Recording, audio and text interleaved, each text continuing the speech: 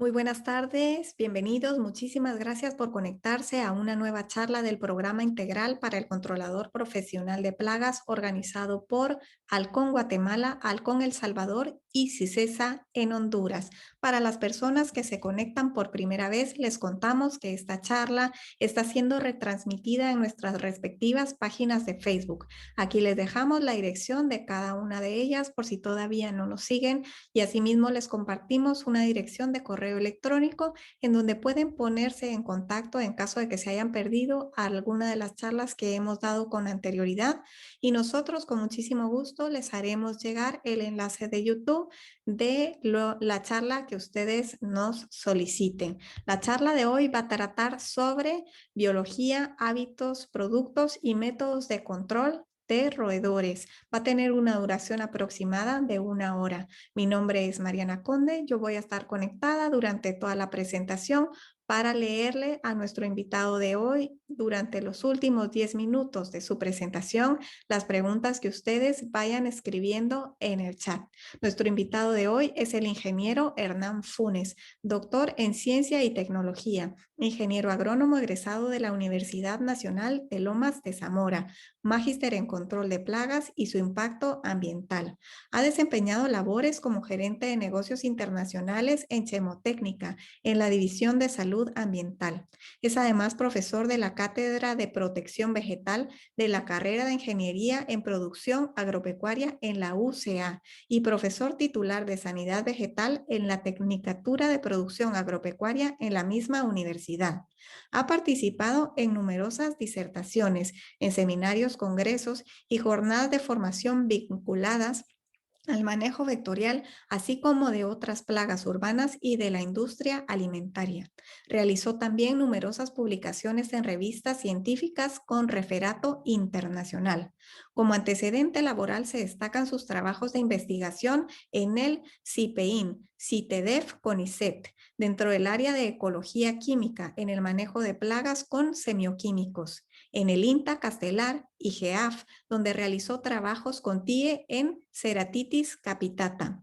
También trabaja en organismos regionales y nacionales de protección fitosanitaria, como el COSABE y SENASA. Ingeniero Hernán Funes, muchísimas gracias por su presencia. Estamos seguros de que nuestros participantes de hoy van a valorar grandemente su aportación y sus conocimientos y que van a aprender mucho.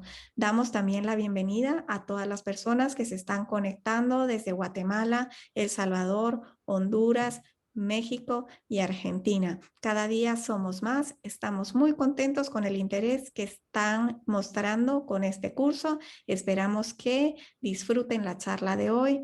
No se pierdan ninguna otra. Ya saben que el programa está subido en nuestra página web y que todos los lunes les enviamos el enlace para la charla de la semana siguiente. Así que esperamos que disfruten de esta presentación y sean todos bienvenidos. Hola, ¿qué tal? Muchas gracias por la presentación. ¿Se me escucha bien? ¿Se escucha bien? Ahí me tiene que habilitar el video, si puede. Sí, ahora le doy los permisos, ingeniero. Ok. Bueno, ante todo agradecer el espacio. Realmente celebro mucho este tipo de encuentros y siempre ustedes saben que tratamos de participar en todos aquellos todas este tipo de iniciativas, porque me parece fundamental estar unidos desde el punto de vista sectorial, incluso como para poder promover el profesionalismo de este segmento. Ahí está, ahí se está viendo, perfecto. Agradeciendo a los organizadores. La idea de hoy es hablar un poco acerca del manejo integrado de roedores en estos tiempos que nos acompañan y cómo los roedores han adaptado un poco su comportamiento a los tiempos que corren.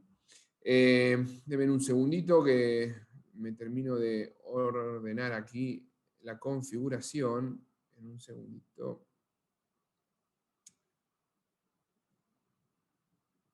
Muy bien, ahí está. La idea es hablar acerca entonces de manejo de roedores. Como ustedes saben, el año pasado fue un año bastante particular, este año sigue siéndolo, pero específicamente esa particularidad tiene que ver con alguna cuestión vinculada a cerramientos. El mundo realmente ha sufrido un parate absoluto en todas sus regiones, lo cual permitió con distintos grados de intensidad que se generen cerramientos obligados, ¿no? Y que se alteren comportamientos habituales que normalmente teníamos los seres humanos. Y particularmente me refiero a que aparecen de repente una semana, 2 semanas, en Argentina tuvimos varios meses de restricciones, de lugares que habitualmente sacaban residuos y generaban determinada actividad en algunos momentos específicos, vacíos, ¿no? Vacíos y la actividad se fue modificando. Y animales que están y que tienen, los roedores son mamíferos sinantrópicos. Sinantrópicos significa de que tienen su comportamiento vinculado a la actividad del hombre, están asociados a la actividad del hombre. Entonces, animales que tienen como por costumbre generar un momento de alimentación, un momento de exploración, un momento específico, parte de su ciclo de vida, en determinados momentos del día, vinculados con las actividades humanas, de repente se encuentran con este tipo de escenarios, generando así una presión bastante impactante y nunca antes vista. Esta es una foto de Bobby Corrigan, en realidad no sé si es de la foto, él la compartió en sus redes sociales, y es interesante de ver fragmentos de roedores en donde se evidencian un comportamiento de canibalismo. Los roedores ante el lockdown, ante la cuarentena, empezaron a escasear los alimentos y producto de esa escasez empezaron a tener comportamientos atípicos, como por ejemplo este tipo de comportamiento vinculado al canibalismo. Las acciones de estos roedores para ingresar a lugares cerrados también fue mayor. Es muy común encontrar durante este periodo de cerramiento de locales una actividad de roedores adentro, en el interior, altísima. Y esto repercutió con la apertura al correr el 2020 y empezar de vuelta con la actividad, muchas industrias fueron devastadas, realmente fue un año muy complejo desde lo económico, y esto ha generado que de repente intenten abrir nuevamente un lugar gastronómico y cuando abren esas puertas e intentan poner en pie esa golpeada economía, de repente se encuentra con un escenario específico de plagas, no solo de roedores, pero de roedores particulares, porque los roedores tienen una gran habilidad que pueden atravesar diferentes obstáculos e ingresar a zonas donde otros individuos les resulta más complicado ingresar. Entonces aparecen un montón de notas a lo largo del año vinculados a la pandemia, vinculados al coronavirus y vinculados al impacto de la modificación de las actividades humanas con la presencia de roedores. Producto de esa alta demanda, empezamos a visualizar dentro del segmento de manejo integrado de plagas cómo aumenta la demanda de este tipo de servicios. Realmente en el 2020 se vio incrementado significativamente, al menos en Argentina y en otros países también, lo he visto, la demanda específica por manejo de roedores. Entonces, para ir abordando las distintas herramientas con las que contamos para poder manejar los roedores, vale la pena destacar que nosotros nos referimos siempre a un manejo profesional de las plagas, y el manejo profesional de las plagas tiene que ver con un objetivo específico, que es controlar a la plaga de manera rápida, fácil, eficaz y eficientemente. Y para ello contamos con determinadas herramientas que son muy distintas, porque cuando hablamos de manejo de roedores empiezan a aparecer trampas de captura, estas pueden ser jaulas, ¿no? Como un piso falso que cuando el roedor ingresa se activa, se cierra, distintos cebos en el interior, placas adhesivas o planchas de pegamento, tramperas, que pueden tener un rol también de monitoreo, pero al mismo tiempo de control. Hoy hace rato en otra charla estábamos hablando acerca de cómo una herramienta de monitoreo se puede transformar en una herramienta de control. Y es absolutamente factible que eso suceda. Una trampera que captura a un individuo sirve como monitoreo y detección de presencia de ese individuo, pero al mismo tiempo también sirve como eliminación de ese individuo. Cuando hablamos de un roedor, y si ese roedor es una hembra o si es un macho dominante dentro de ese clan, cumple un rol fundamental en ese proceso de crecimiento y desarrollo, de la colonia en sí. Entonces, una herramienta de monitoreo puede transformarse en una herramienta de control. Después tenemos los raticidas propiamente dichos, y ahí tenemos los distintos tipos de formulaciones, los bloques parafínicos, los extrusados, los pellets, los granos, cada uno de ellos embebidos con ingredientes activos particulares. La mayoría de los ingredientes activos de los rodenticidas son lo que se conoce como anticoagulantes. Existe un pequeño grupo de rodenticidas que no son anticoagulantes, los cuales vamos a hablar más adelante, pero en líneas generales más del 90% de lo que encontramos en el mercado son anticoagulantes, que pueden ser de primera o segunda generación, ya vamos a especificar qué significa eso. Lo cierto es que mata al roedor teniendo un efecto específico de letalidad al inhibir compuestos internos del roedor responsables de la coagulación de la sangre. Entonces el roedor no puede coagular la sangre y además genera rotura de pequeños capilares. Los capilares rotos no se cicatrizan producto de esa falta de coagulación y el roedor se muere por hemorragias internas. Existen, además de las trampas y además de los rodenticidas, un montón de tratamientos culturales, los cuales vamos a ir abordándolos, y son tanto o igual de importantes como los tratamientos químicos. Un manejo integrado de roedor justamente es buscar y aplicar e implementar las distintas herramientas, químicas y no químicas, para tratar de llevar a la plaga a un daño que no represente, a un nivel de población que no represente un daño. En el caso de los roedores, muchas veces el nivel de población es cero, entonces tengo que eliminar a los roedores. Los tratamientos culturales van a estar enfocados en disminuir ese famoso tríade que está presente en todas las plagas: agua, refugio y alimento. Entonces, nosotros hablamos mucho acerca de la biología de los insectos, la biología de las plagas, y es fundamental comprender que los tratamientos culturales que apuntan a reducir este tríade justamente están asociados con conocimientos básicos de la biología, en este caso de los roedores, y tenemos que saber específicamente de qué se alimenta, dónde está su refugio, y dónde bebe agua, cuál es la necesidad hídrica, para poder implementar estratégicamente un control adecuado de esa plaga. ¿Qué daño ocasionan los roedores? Acá aparece una lista grandísima, pero básicamente podemos englobarlos en que consumen y contaminan alimentos. ¿Cómo contaminan los roedores? Con fecas, con deyecciones, con orinas, con pelos. También roen sacos, ¿no? Roen estructuras, hasta metales, hay metales roídos, ¿no? Y también producto de esa acción de roer, pueden roer cables y generar incluso cortocircuitos. Y por supuesto transmiten un montón de enfermedades que las podemos clasificar en función de los patógenos, y acá yo englobo algunas, no voy a hablar específicamente porque de hecho no tengo el conocimiento clínico para poder hablar específicamente de cada una de estas sintomatologías, pero sí sepamos de que pueden transmitir un montón de enfermedades producidas por bacterias. Destacamos entre ellas la leptospirosis o la peste bubónica, que diezmó la población europea hace varios siglos atrás.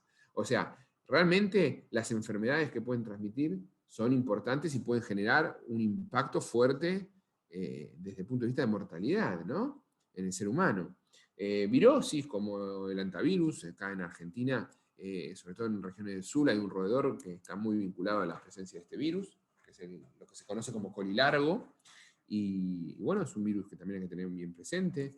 Tema de micosis, producto de enfermedades producidas por hongos. Parasitosis, como la triquinosis, que también tiene que ver con la presencia de roedores en actividades porcinas y con la elaboración de productos chacinados, como chorizos, por ejemplo, con carne de estos animales, ¿no? Que han consumido roedores con estos parásitos, que la triquinosis está ocasionada por un nematodo.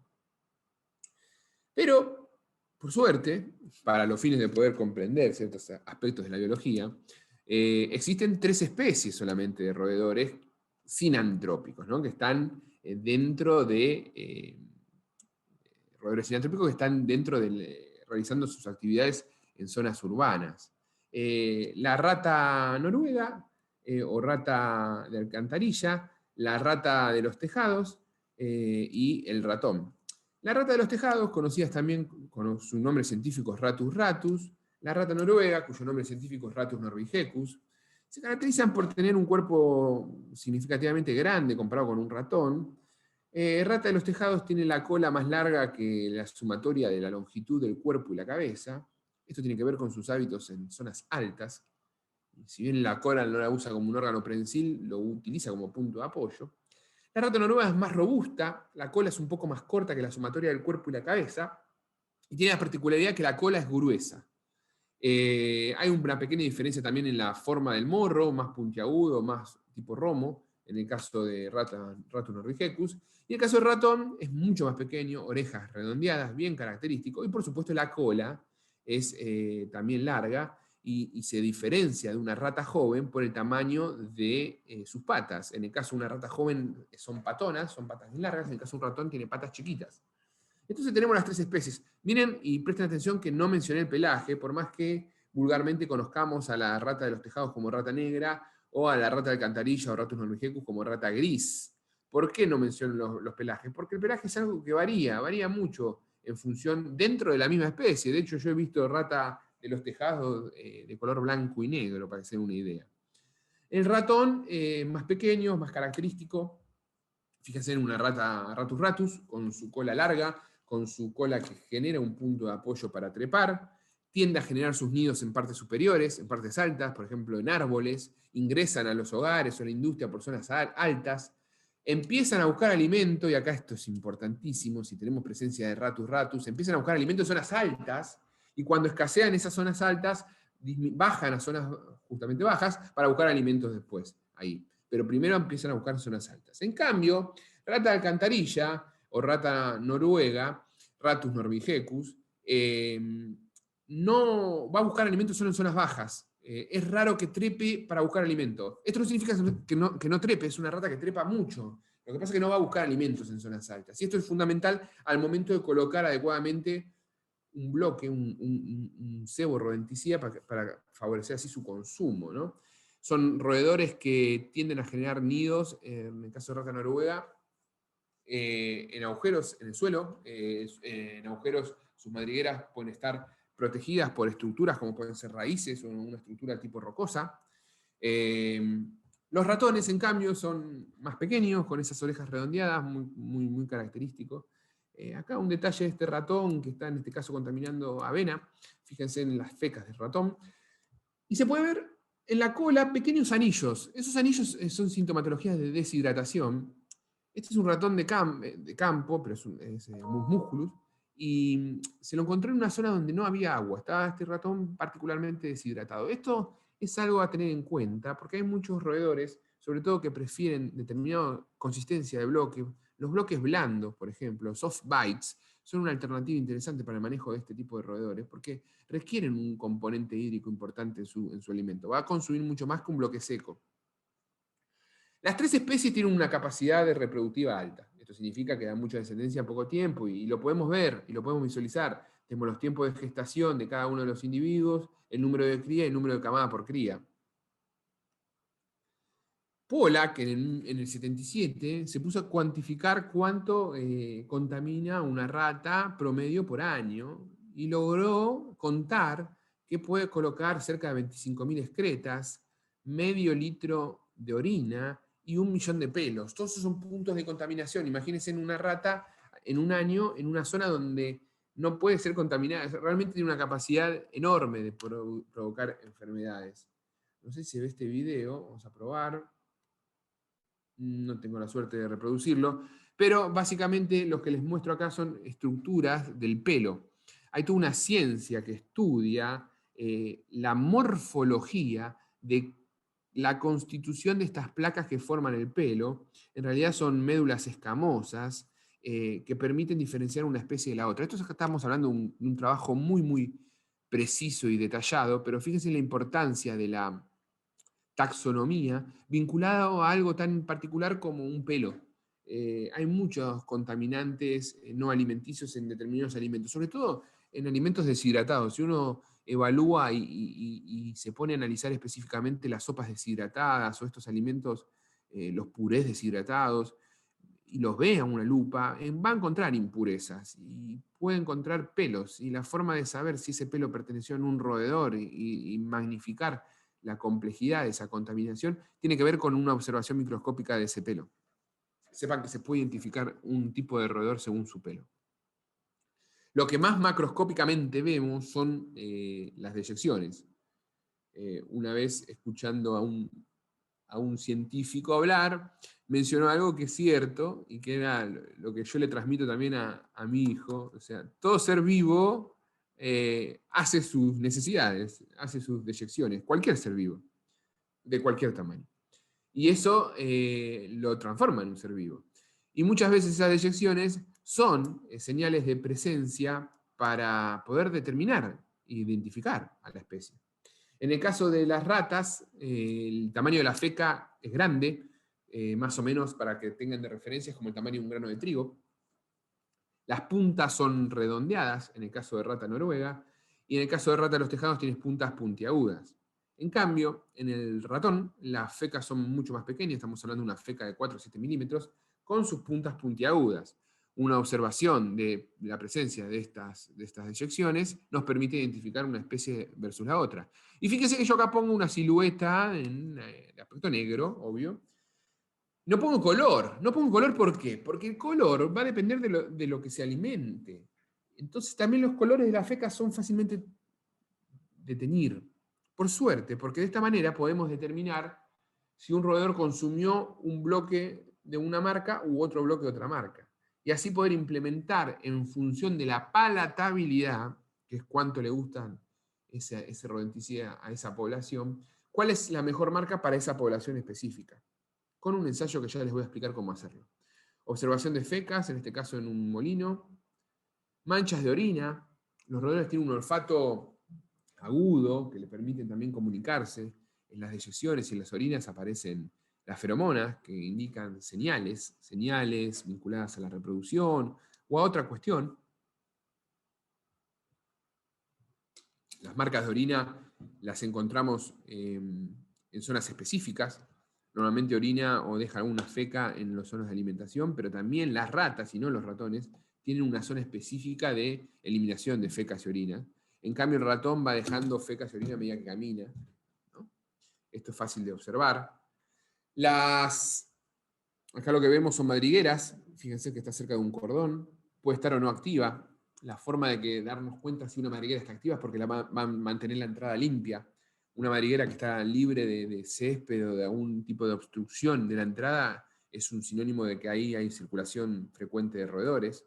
La forma para poder determinar si una madriguera está activa o no podría ser colocando un bollo de papel en ese hueco y después ver si es o no removido. Si es removido es porque hay actividad, si no es removido es porque no hay actividad. Eso en 24 horas lo tenemos que ver de un día para el otro.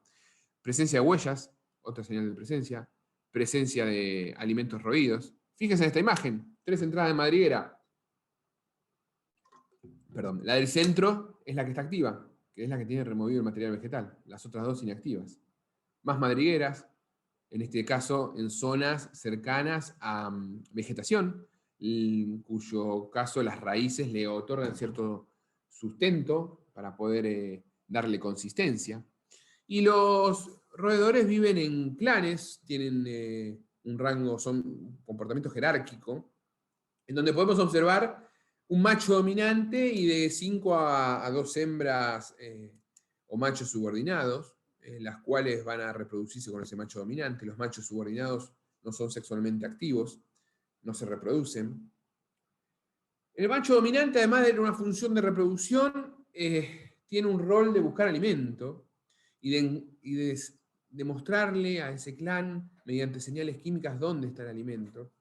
Es por eso que esto es un dato importante vinculado a la limpieza de la caja cebadera. Muchas veces se dice, hay que limpiarla, hay que usar desinfectantes, hay que usar insecticidas porque tal vez entran gorgojos y me pueden comer el bloque. No, si uno aplica insecticida puede generar irritación y puede dificultar que el roedor ingrese a esa caja cebadera. Los roedores poseen lo que se conoce como neofobia, ¿no? Miedo a todo lo nuevo. Entonces, de alguna manera, no va a ser atender a entrar fácilmente a una caja cebadera. El roedor se tiene que acostumbrar a esa caja cebadera. Si en esa caja cebadera aplican un producto insecticida porque hay insectos y ese producto insecticida genera irritación, va a generar en el roedor un rechazo al ingreso. Si ustedes limpian y aplican desinfectantes, también remueven olores que naturalmente dejan esos roedores que le indican otras cosas a los otros roedores del clan. Por eso es importante también, sí, mantener las zonas de entrada y salida de la caja cebadera limpias y libres de material para que puedan los roedores entrar y salir fácilmente, pero no limpiarla o removerla significativamente con productos de limpieza. ¿Qué pasa cuando ese macho subordinado de repente decide enfrentar a ese macho dominante? Pelean y se lastiman mucho. Producto de esa pelea pueden incluso generar heridas que se pueden observar fácilmente. Y el macho dominante que perdió se va y el macho subordinado pasa a ser un macho dominante, o ese macho subordinado que perdió se va hacia otro lugar abandonado y queda el macho dominante reafirmando su territorio sobre ese clan.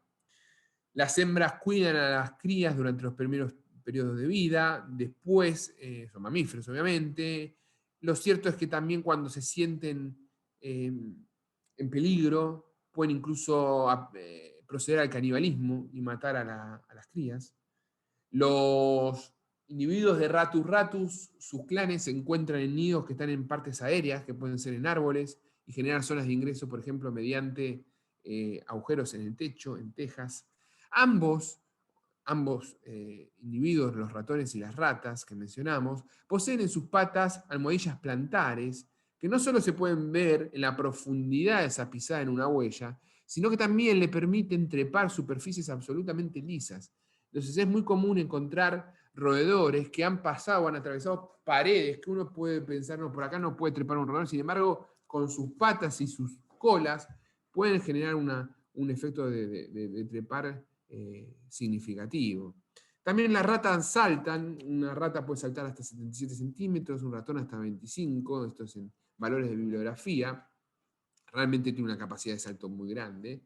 Y nadan y además toleran significativamente la respiración bajo el agua, pueden bucear. Entonces es muy común también ver este tipo de escenarios, que de repente una rata atraviese un inodoro, o toda la cañería, mejor dicho, y salga a través del inodoro.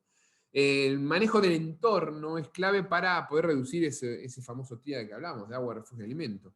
La neofobia también lo vemos representados en los caminos, en los senderos que podemos observar.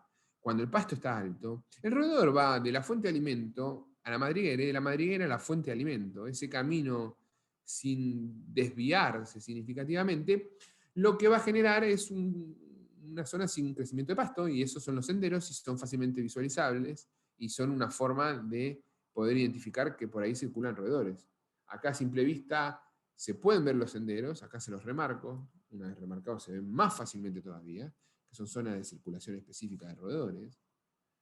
Otra cosa que podemos ver es el material removido, el material de polvo removido. Si de repente, recordemos en una bolita de pelo en los roedores, si de repente caminan sobre superficies que están saturadas de polvo por algún motivo, es como que lo van lustrando y eso se puede ver fácilmente y es una forma de poder identificar esos rastros de presencia de los individuos. Y tienen en su cuerpo glándulas sebáceas, las cuales manchan, producen manchas. Y eso lo podemos visualizar, porque además tienen un concepto, tienen algo que se llama tigmotaxia. La tigmotaxia es esa sensación de percibir los estímulos del tacto a través de los pelos, de vibrisas, de pelo que tienen a lo largo de su cuerpo y sus bigotes. Entonces tienden a caminar apoyándose parte de su cuerpo sobre una pared o sobre una superficie. Y como tiene glándulas que liberan sustancias grasosas, se pueden ver esas manchas, que son las manchas típicas de los roedores, las marcas de grasa. Nadan, roen porque sus dientes crecen constantemente, particularmente le crecen los incisivos.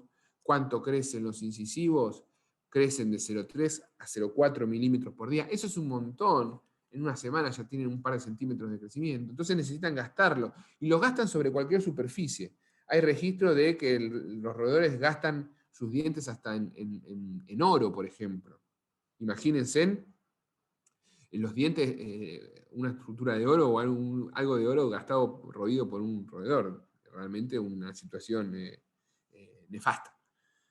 Eh, Acá podemos observar cañerías roídas, madera roídas que permiten el ingreso, cables roídos, granos roídos. Y si observamos el daño de estos granos, es fantástico porque el roedor se alimenta específicamente de la parte más nutritiva de ese grano, todo el endosperma. Entonces, como es la parte más rica, es lo que come, y como tiene grano para poder elegir, elige la parte más rica. Cables roídos, zonas de ingreso, hablamos de industria alimentaria, ¿no? La importancia de los cerramientos, de colocar zócalos sanitarios, de colocar eh, eh, cerramientos bien realizados y con un grado de precisión en la instalación de los mismos, porque los roedores pueden estirar su cuerpo, aplastarlo, mejor dicho, y generar un ingreso por superficies muy pequeñas. Con que pase la bóveda cefálica, que es la altura del cráneo, después el roedor se la rebusca para pasar. Y entonces cuando hablamos de cerramientos, tienen que ser cerramientos buenos y tienen que revisarse frecuentemente. Hay distintos tipos de materiales para hacer este tipo de cerramientos. Normalmente algunos incluso de metálicos, otros de gomas, que también son con eficacias importantes. Fíjense, acá tenemos madera roída, zonas de ingreso, que deben ser reparadas, porque por acá son zonas de circulación de roedores. Y los roedores tienen hábitos que tienden a ser nocturnos, aunque realmente con poblaciones altas vemos actividad de roedores durante todo el día. La cantidad, la dinámica poblacional altera esos comportamientos específicos marcados más de noche de los roedores. Y en la industria el alimento estivado es clave debe ser clave para poder proceder con el manejo específico de roedores. La colocación correcta de estiva de materia prima es fundamental para poder visualizar los signos de presencia. Entonces tenemos que hacer un almacenaje sobre pallets que nos permita ver debajo de los mismos si hay o no señales de presencia de roedores, como pueden ser fecas. El ingreso de esta mercadería en la industria también debe ser monitoreada. Muchas veces se enfilma todo el perímetro de ese paletizado y dentro de los sacos no se revisan y pueden haber nidos de ratones dentro de los sacos. Los ratones hacen nidos con cualquier material, un poco de diario, papel, algo ya les resulta adecuado para hacer un nido de ratón. El perímetro interno de una fábrica puede ser pintado con una franja de color blanco o amarillo que le permita, que permita de alguna manera visualizar más fácilmente las marcas de grasa de estos individuos. Reparaciones que deben ser realizadas para evitar el ingreso y la circulación de una zona hacia otra. Y en las actividades pecuarias de repente encontramos una zona con alta presencia de roedores, muy difícil de controlar porque hay otros animales y se alimentan del alimento balanceado o de las deyecciones de estos mismos. Mira la cantidad de roedores en esta actividad porcina. Acá requerimos primero de una remoción física de los mismos, utilización de raticidas y evaluación específica de qué se hace con los animales muertos o con los desechos que producen estos animales, porque son la fuente de alimento para estos roedores. Los roedores tienden a acarrear el alimento. De hecho, hay algunos raticidas que están en bolsitas y que permiten esto. Esos son más utilizados en línea agrícola. Este acarreo puede ser positivo en el caso que la estrategia sea que el roedor lleve el rodenticida hacia la madriguera, o puede ser negativo porque también reparte el raticida por distintos lugares. Eso es para analizarlo en función del escenario que tengamos adelante. Lo cierto es que cavan, bucean, trepan, saltan, roen y nadan. Son realmente unas verdaderas máquinas de sortear diferentes tipos de obstáculos. Ahora, ¿qué tenemos para controlar a los roedores? Y podemos así clasificar en distintos elementos conceptuales de control. Y ahí es donde aparecen trampas de captura viva, que son esas jaulas con un piso falso que puede tener un cebo en el interior, de distintos tipos, cada uno tiene su receta específica para ser más atractivo, ¿no?, para el roedor, el cual cuando el roedor ingresa pisa ese piso falso y se cierra la tapa y queda capturado. ¿Para qué quiero esto? Yo que esto lo uso si tengo que controlar un roedor en una casa y se lo quiero mostrar a la persona que me contrató, o si es muy útil cuando quiero capturar individuos vivos para someterlos a estudios, por ejemplo, para determinar la evaluación de determinados patógenos y así establecer la presencia o no de determinadas enfermedades en una región. Entonces, con procesos de monitoreo, que por ahí tengo que observar si hay o no leptospirosis en un lugar, tengo que después hacer una extracción de sangre o un fragmento del hígado o un fragmento de cola en función de lo que yo quiera analizar, se hace capturando al individuo vivo. Las trampas de pegamento son muy buenas, consisten en una base con un polímero, el cual cuando el roedor lo toca queda adherido, en su intento de querer zafarla y de querer escaparse de ahí, se ahoga más en ese polímero hasta que termina muriendo por asfixia. La contra de la trampa de pegamento es que si uno coloca trampa de pegamento en un lugar donde una persona le tiene fobia a los roedores, probablemente esté ese roedor gritando hasta que se muere. Y eso puede generar un efecto negativo para con el cliente que los está contratando para ese servicio. Ultrasonidos, aparatos electromagnéticos y barreras eléctricas son estructuras que generan ruidos u ondas que producen una descolocación en el individuo y producen una repelencia. ¿Se entiende? Ahora bien, la contra de esto es que el roedor se acostumbra, es que hay muchos puntos ciegos cuando se utilizan este tipo de herramientas y no resultan eficientes en lo absoluto. Hasta ahora no hay una de este tipo de herramientas que mantenga su eficiencia a lo largo del tiempo. Métodos biológicos, particularmente vamos a hablarle de los predadores en breve, pero me quiero detener en el uso de patógenos y específicamente hay algunos países que se permiten el uso de salmonela en formulaciones rodenticidas. Tiene sus pros y sus contras, en algunos casos puede tener efectos colaterales en individuos no objetivos, sobre todo en aves, y bueno, y en algunos países no están permitidos, de hecho. Métodos químicos, particularmente raticidas, vamos a hablar muchísimo de ello. Quimioesterilizantes casi que no se usan acá en Argentina y alguna experiencia hubo en alguna provincia. El objetivo de esto es preparar un cebo alimenticio con este producto y que cuando el roedor lo come se vuelve estéril, entonces se corta así la posibilidad de dar descendencia. La contra es que tenemos que esperar que ese roedor se muera de viejo, mientras tanto sigue contaminando. Un roedor va a vivir dependiendo de la posibilidad que tenga y del entorno, la posibilidad que tenga de alimentarse y del entorno, si es favorable o no. Pero si vos le das las condiciones adecuadas, a campo un roedor puede vivir hasta 2 años. Y en cautiverio puede vivir mucho más, 4 o 5 años sin ningún problema. Ordenamiento, entonces, enfocarse en cuestiones culturales que permitan restringir agua, refugio y vías de entrada, específicamente esa herramienta. Algo muy común de encontrar es el típico comentario de, no, yo tengo un gato, entonces no tengo problema de roedores, porque tengo un gato súper cazador. La verdad que la capacidad que tiene de cazar un gato es súper heterogénea. Depende de la genética del gato, de cómo fue criado, la disponibilidad de alimento y obviamente el tamaño del roedor. Hay un montón de videos muy interesantes de ver en YouTube donde se pueden visualizar ratas persiguiendo a gatos. Además, que el gato contamina.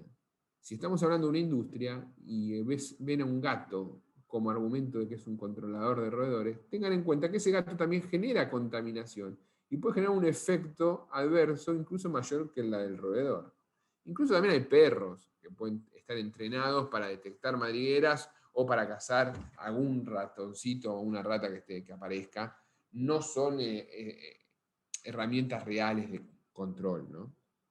Acá tenemos algunos videitos de ratas persiguiendo a gatos para representar un poco lo que yo les estoy mencionando. Las trampas, las placas adhesivas, que podemos encontrar en distintos formatos, acá yo les muestro uno. Pueden también tener algún atractante alimenticio en cuanto a olores específicos. Las tramperas, que el objetivo es tener un cebo o no, o estar colocadas en zonas de circulación, cuando pasa el roedor por ahí se activan y generan un daño que lo termina matando al roedor por rotura de la nuca. Ojo también con la calidad de esta trampera y el tamaño de la rata, porque puede también escaparse. Se activa y se escapa la rata, puede pasar. Trampas de captura viva, como ya las explicamos. Y rodenticidas anticoagulantes. Rodenticidas anticoagulantes, el órgano blanco es el hígado, pero actúa en distintos puntos. Como mencionamos, ese producto genera una rotura de capilares y esos capilares rotos, al no tener la posibilidad de sintetizar la vitamina K, esa vitamina K inactiva restringe procesos esenciales o factores esenciales como la protombina en el proceso de la coagulación de la sangre. Entonces no puede coagular, producto de esa rotura de capilares, se genera una hemorragia interna y podemos observar el roedor muerto. que sintomatológicamente lo vamos a ver como con sangrados en orificios en aberturas naturales, ¿no?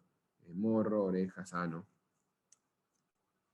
Los primeros capilares que suelen romperse son los más finitos, por ende están aquellos vinculados a los pulmones, y es por eso que el roedor también sufre una especie de asfixia de cuando empieza a tener el efecto tóxico del rodenticida. Si el roedor está en su madriguera, sale de la madriguera, y es por eso que normalmente los encontramos afuera. Eh, o cerca de fuentes de agua, porque esa sensación de asfixia también los hace y los lleva a tratar de beber agua. Los rodenticidas entonces los clasificamos en primera y segunda generación. Los de primera generación son aquellos que necesitan ingerir una cantidad determinada de gramos para poder tener un efecto letal, son los que se conocen como polidósicos. Los de segunda generación es con una cantidad mínima de ingesta tiene un efecto letal igual. Son los que se conocen como monodósicos.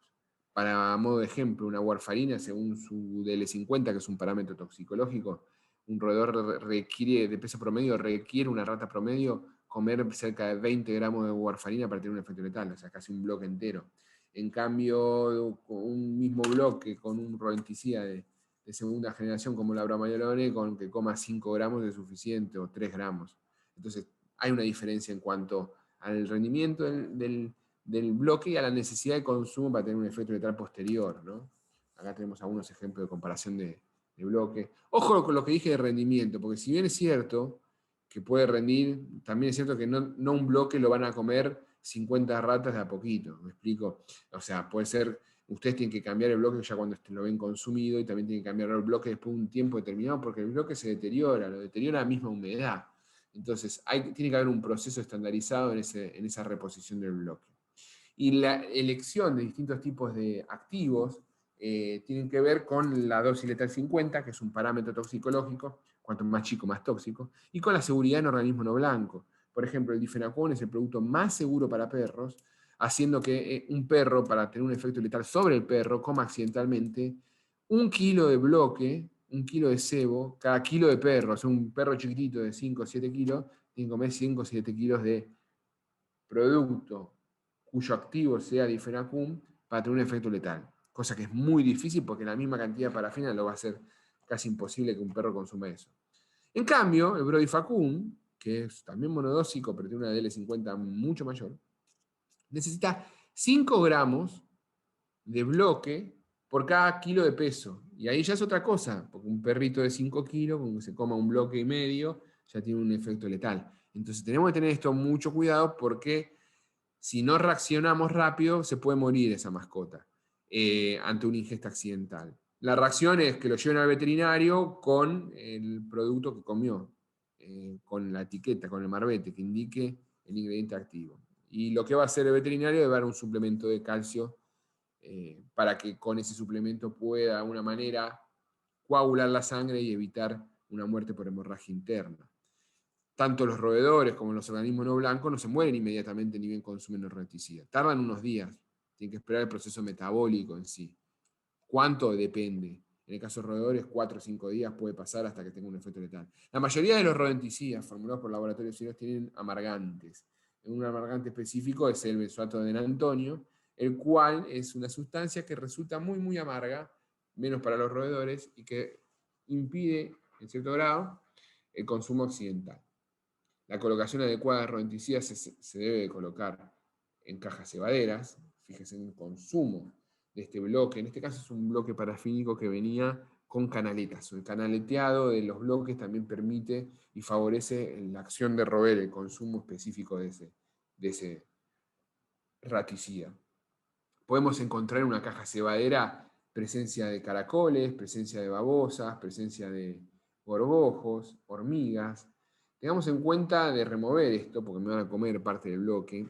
Los bloques, si bien están formulados y en su constitución tienen granos, normalmente tienen granos partidos, grano de avena, mijo, distintos tipos de cereales, y otras sustancias, parte de ese bloque que le da cierto grado de atracción, es fundamental considerar de que pueden ser fuente de alimento de otras especies y que los raticidas no tienen un efecto insecticida sobre esas especies, o molusquicida, como en el caso de un caracol o babosa.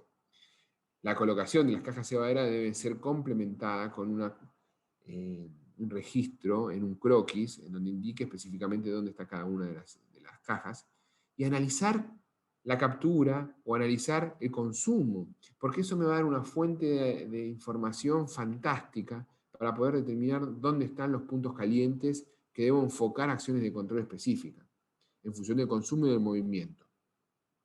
Hoy día existe una tecnología en cajas cebaderas buenísimas, algunas vinculadas a una app en el celular, que lo que nos indican es una alarma cuando hay un ingreso y nos establece hasta el consumo que hubo o no en ese lugar. Entonces uno después va hacia esa cebadera específica a cambiar específicamente ese bloque.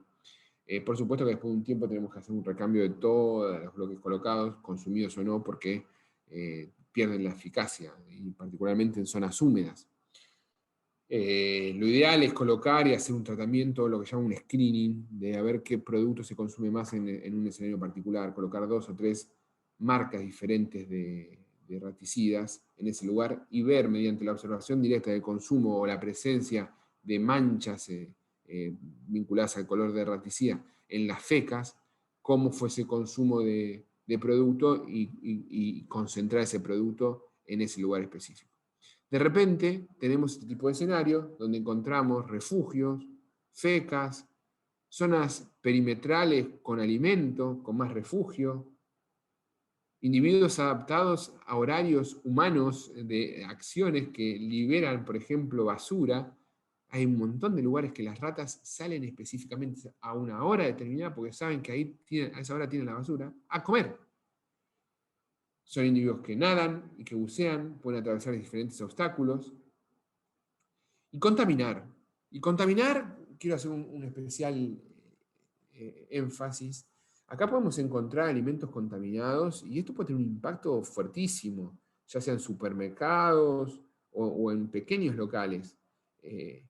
Hoy día la posibilidad de que todos tenemos una cámara en un celular y de poder publicar las cosas en vivo en el momento genera un grado de exposición y un grado de inmediatez en la respuesta ante alguna determinación de este estilo, sobre todo en lugares gastronómicos, que pueden impactar fuertemente y de manera negativa.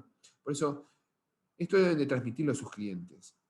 El impacto que te puede generar la presencia de una sola rata, un solo ratoncito en tu panadería, puede ser que tengas que cerrar el negocio.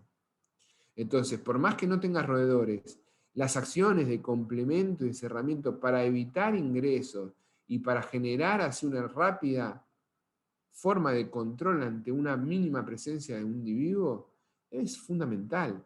No lo tienen que tomar como un gasto de dinero, todo lo contrario, tienen que tomar como algo preventivo y necesario para que pueda prosperar el comercio.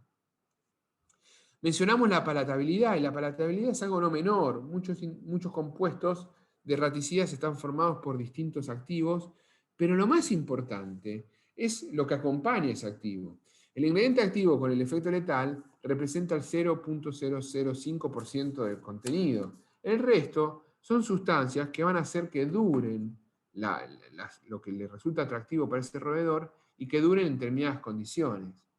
Una vez que se controla al roedor con el producto adecuado y con las acciones complementarias específicas adecuadas, es tan importante como el control del roedor la remoción de los individuos muertos, porque estos roedores poseen un montón de ectoparásitos, particularmente pulgas.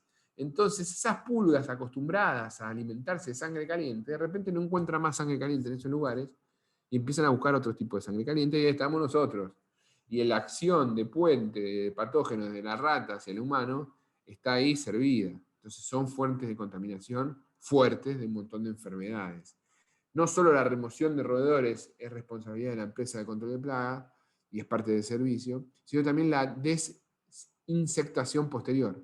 Tienen que hacer aplicación de insecticidas, priorizando los residuales y priorizando algún producto que evite la proliferación de estos parásitos. Los rodenticidas no secan ni momifican a las ratas. Eso es parte de un mito urbano. Si de repente ven este tipo de situación, lo más probable que haya sucedido aquí es que esa rata esté muerta hace un tiempo y producto de esa muerte y de acción específica de microorganismos se haya adquirido esa forma. Pero los raticidas no momifican, ni secan, ni generan este tipo de escenario.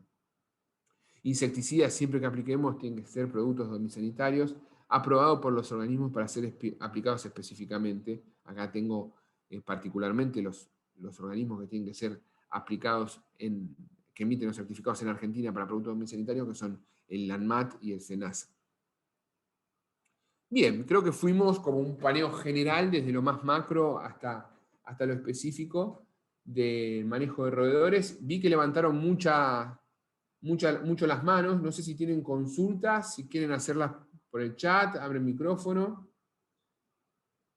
Por ahí levantaron las manos, sí. Mariana, ¿querías hablar algo? No, no, no, es para animar a la gente. Si alguien tiene alguna duda, pues que la ponga ahora en el chat. Muy bien, los escucho. Estamos para responder. Insisto, lo importante acá en el manejo de roedores es justamente aplicar un manejo y que las acciones sean complementarias, no solo colocar raticidas. Y en el momento de colocar raticidas, lo fundamental también es elegir entre los diferentes raticidas, porque la palatabilidad lo es todo. Entonces, hacer un mini ensayo en ese lugar y colocar distintas marcas y ver cuál es más consumida para después destinar ese consumo en ese lugar es clave. Es clave para poder hacer un control eficiente. ¿Se entiende? Y esa marca que les resultó muy buena, es buena para ese escenario. Si van a otro escenario, tienen que cambiar de marca, porque probablemente la palatabilidad es diferente, porque es un fenómeno de la población. ¿Se entiende? Muy bien. ¿Alguna duda? Aprovechen. Los veo medio tímidos. Acá está. Por acá preguntan si la grasa corporal que liberan los roedores generan algún daño específico, es la pregunta 1. Y otra pregunta, acá Fumiogar pregunta, ¿qué recomiendas hacer cuando el atrayente alimenticio utilizado en trampas y estaciones no atrae al roedor, específicamente hablando en restaurantes? Bueno, el tema de la grasa específicamente mancha y no genera una transmisión de patógenos, pero están apoyando todo el cuerpo. Y en el cuerpo hay pelos y productos de ese apoyo de la grasa puede acompañar una liberación de pelos o algún ectoparásito que esté dando vueltas por ahí. O sea, no lo tomemos con que no transmite nada, es grasa de animal que salen de glándulas específicas y generan, incluso tienen ante altas cantidades determinados olores que son de un aspecto negativo y generan cierto grado de desagrado, justamente. En cuanto a cómo utilizar un adecuado cebo alimenticio, a ver, me imagino que habla para las trampas pegamentosas, ¿no?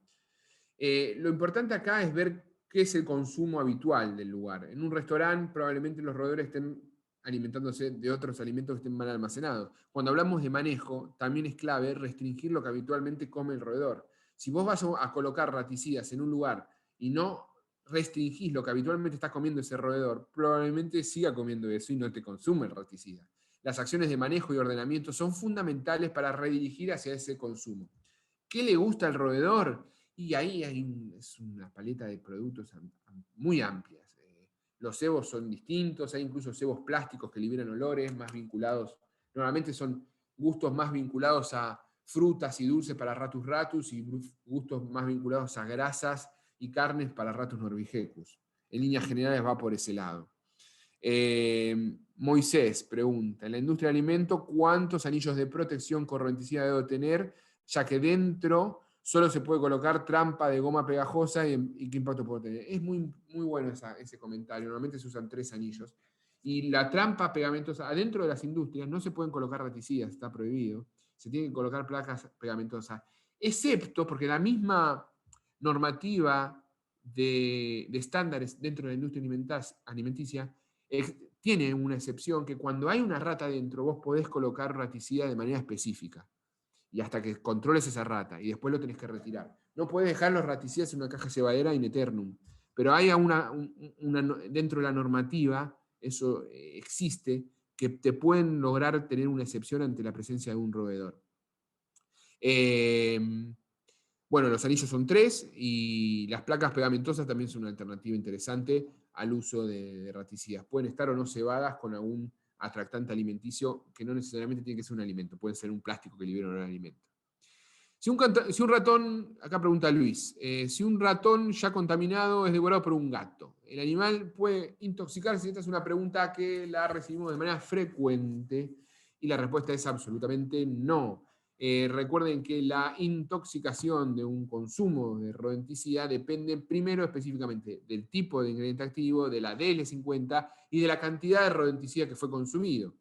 Si un gato consume un ratón que fue envenenado por rodenticida, ese rodenticida ya atravesó todo un proceso metabólico. O sea, la cantidad de residuo que pueda ya tener el ingrediente activo es absolutamente insuficiente para que el consumo habitual de ese gato le genere un efecto letal. Tendríamos que hacer la cuenta extrapolando y buscando el ingrediente activo más peligroso. ¿Cuántas decenas de ratas se tiene que comer un gato para tener un efecto negativo? Pero no, la respuesta es no. Bien, otra pregunta.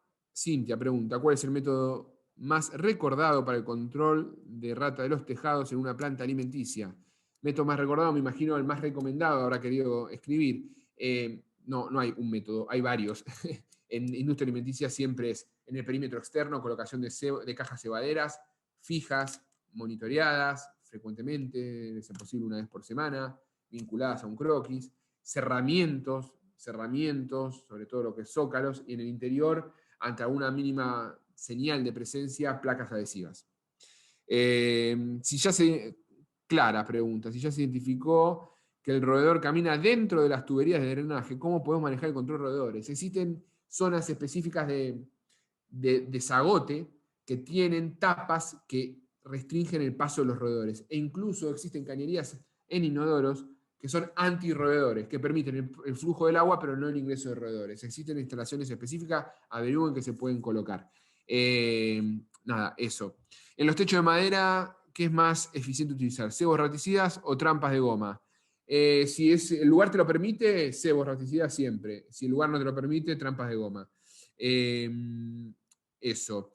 Otra cosa que no mencioné, si ustedes están inspeccionando el lugar, siguiendo senderos y demás, y encuentran, por ejemplo, madrigueras, agujeros de madrigueras, ¿qué hacen? Lo ideal ahí es colocar rodenticidas dentro de esa madriguera sabiendo que esa madriguera está activa. Y pueden tener distintas alternativas, pellets, granos y colocarlos directamente, o bloques. Yo recomiendo siempre colocar bloques con una suerte de gancho, que puede ser un alambre insertado en el orificio del bloque, para poder al día siguiente retirar ese bloque desde el alambre y poder visualizar si se consumió o no. Llegado el caso que se consumió, reemplazarlo. Si ustedes tiran pellet y grano, pierden la trazabilidad y no saben qué pasa con ese bloque dentro de esa madriguera. Muy bien. Bueno, creo que estamos. Les agradezco muchísimo el espacio. No sé, Mariana, si tenés alguna otra consulta que te hayan hecho por tu Nada, de lado. momento yo creo que ha quedado todo muy claro, ingeniero, así que nada, le damos las gracias en nombre de todo el Grupo Halcón por tan excelente capacitación, tan educativa, sobre todo para mí que no estoy metida tanto en el ambiente ¿no? Pero muchísimas gracias por su tiempo, porque siempre está dispuesto a colaborar con nosotros, también por toda la información que nos dio previo a la organización del curso y todos los tips que nos dio, pues los tomamos en cuenta y ya como ha podido ver, hemos tenido mucha participación y mucha interacción de la gente, así que estamos muy contentos y esperamos que podamos seguir colaborando y que en algún futuro podamos tener una capacitación presencial. Muchas gracias a todos. Aprovecho para invitarlos que estén atentos a las redes sociales de Chemotécnica, que estamos organizando nuestras jornadas de mayo, 12-13 de mayo, que tenemos muchas sorpresas y vamos a darle un formato virtual también, pero novedoso al mismo tiempo. Así que te agradezco muchísimo, Mariana, particularmente a vos, has sido muy amable siempre con toda esta interacción y a todos los que participaron por poder formar parte de este hermoso grupo. Muchas gracias, nos estamos Igualmente, hablando. hasta Hasta luego. pronto, que tengan buen día. Hasta luego, chau, chau. Hasta luego, chao.